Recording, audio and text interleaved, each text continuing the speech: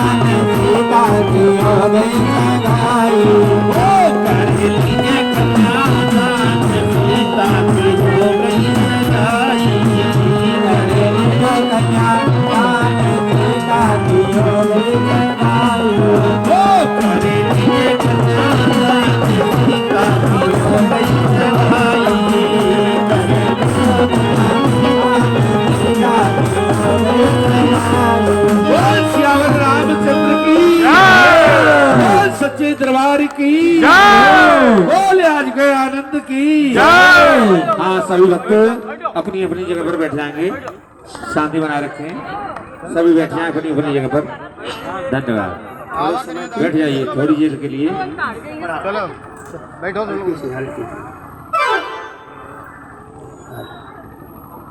श्रीहर श्रीहर श्रीहर श्रीहर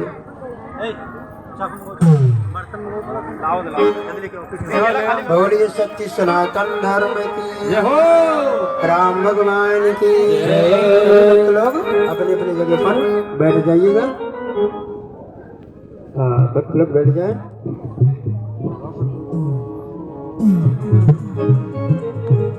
इस प्रकार से महाराज जनक जी ने कन्यादान करते हैं कन्यादान के बाद भगवान राम सीता जी की मांग में सिंदूर भरते हैं उस समय की शोभा का कोई वर्णन नहीं है राम सीय सिर सिंदूर देहि राम सीय सिर सिंदूर देहि शोभा कहीं न जाई विधि के राम सीय सिर सिंदूर देहि शोभा कहीं न जाई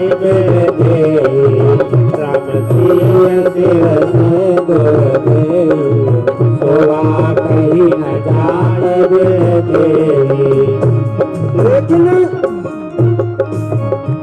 जनकपुर की माताएं कहती हैं भाई दूल्हा तो सुंदर है ही है और दूल्हा के जो 3 भाई लोग हैं वो भी बड़े सुंदर लग रहे हैं और जनक जी के भाई का नाम है शीरध्वज जनक शशांकापुरी के राजा हैं उनके 2 बेटियां हैं मांडवी और सिद्ध कीर्ति वो भी अपने भाई के घर अपनी बेटियों को लेकर के आए हैं जनक जी के भाई 2 बेटियां हैं और एक सीता जी की सगी बहन है उर्मिला जनकपुर की माताएं कहती हैं भाई दूल्हा के 3 भाई लोग बड़े सुंदर हैं और दुल्हन की 3 बहनें कितनी सुंदर हैं हे परमात्मा कोई ऐसी कृपा कर दो कि चारों भाइयों का विवाह एक ही मंडप के नीचे हो और हम लोगों को गीत गाने का अवसर मिले कितना अच्छा लगेगा तो ये बात जनक जी से कही गई तो जनक जी दशरथ जी के पास गए और कहने लगे राजन एक निवेदन मेरा और है आपसे बोलो कहा एक मेरी छोटी बेटी और है 2 बेटियां मेरे भाई की हैं और इसलिए हम चाहते हैं कि तुम्हारे चारों बच्चों का विवाह हम कर दें। कहा बड़ी अच्छी बात है, तुम्हारा व्यवहार मुझे बहुत अच्छा लगता है, कर दो। लोग कहने मात्र की देरी थी। लक्ष्मण जी के फेरे उर्मिला जी के साथ, भरत जी के फेरे मांडवी जी के साथ, शत्रुघ्न के फेरे श्रुति कीर्ति के साथ, चारों भाइयों का ब्याह एक मंडप के नीचे होने लगेगा। और चार बार देवता लोग फूल बरसा रहे हैं कि जहाँ पर एक विवाह होता है बड़ी शोभा बढ़ती है, लेकिन यहाँ पर चारों भाइयों का विवाह बार बार फूलों की वर्षा हो रही है एक मंडप के नीचे। क्या हुआ?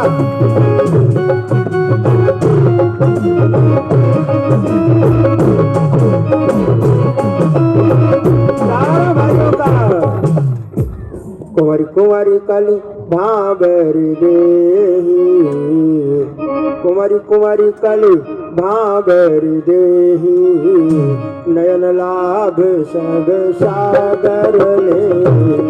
कुंवारे कुंवारे काली भाबरी देही, नयन लाभ सब सागर ले।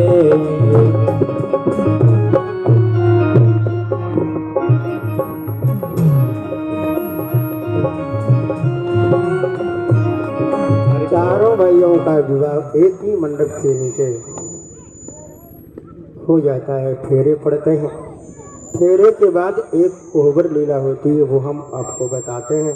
बस जैसे कोहबर लीला में जानते क्या होता है? दूल्हे को क्रोध दिलाने की कोशिश करी जाती है कि दूल्हा ऐसा तो नहीं क्रोधी हो बात बात पर दुल्हन को मारे। ठीक है।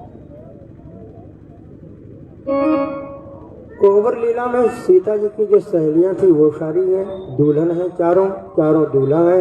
और जो बूढ़ी बूढ़ी माताएं हैं उनको कहा गया कि तुम अम्मा तुम बाहर निकलो, तुम बाहर जाओ, तुम्हारा कोई काम नहीं है।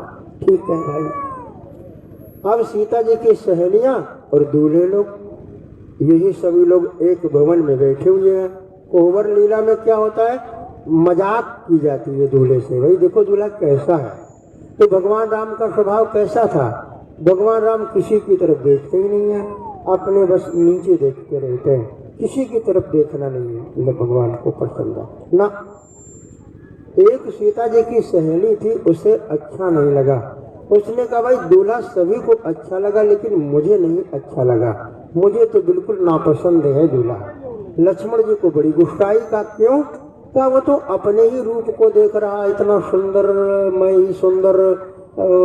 लक्ष्मण जी ने कहा अच्छा तुम्हारा पूरा जनकपुर पागल हो गया मेरे भैया की सुंदरता को देख करके, तो अहम होगा नहीं? अच्छा सुंदर आए हो लेकर के सीता जी के पास में बैठे हैं तो दिखाई भी दे रहे हैं, वरना इतने काले दिखाई भी नहीं देंगे आए हो सुंदर लेकर के। बात में सही कह रही सहेलियां। भगवान को देखना है तो कैसे भगवान दिखाई देंगे? भक्ति के माध्यम से। सीता कौन है? भक्ति की देवी। भगवान को देखना है तो कैसे देखोगे? भक्ति के माध्यम से। बात तो सही कह रही है। लक्ष्मण जी ने कहा चलो भाई तुम्हारी सीता सुंदर है। अच्छा एक बात बताओ, जब तुम सब लोग 10,000 राजा मिलकर धनुष को नहीं तोड़ पाए थे तो तुम सब लोग आंसू बहा रही थे, तब मेरे भैया ने धनुष को तोड़ दिया तो अहंकार नहीं होगा? सहेली ने कहा अच्छा तो धनुष तुम्हारे भैया जी ने तोड़ा है। लक्ष्मण जी ने कहा भैया जी ने नहीं तोड़ा है तो क्या तू तोड़ करके आई है क्या?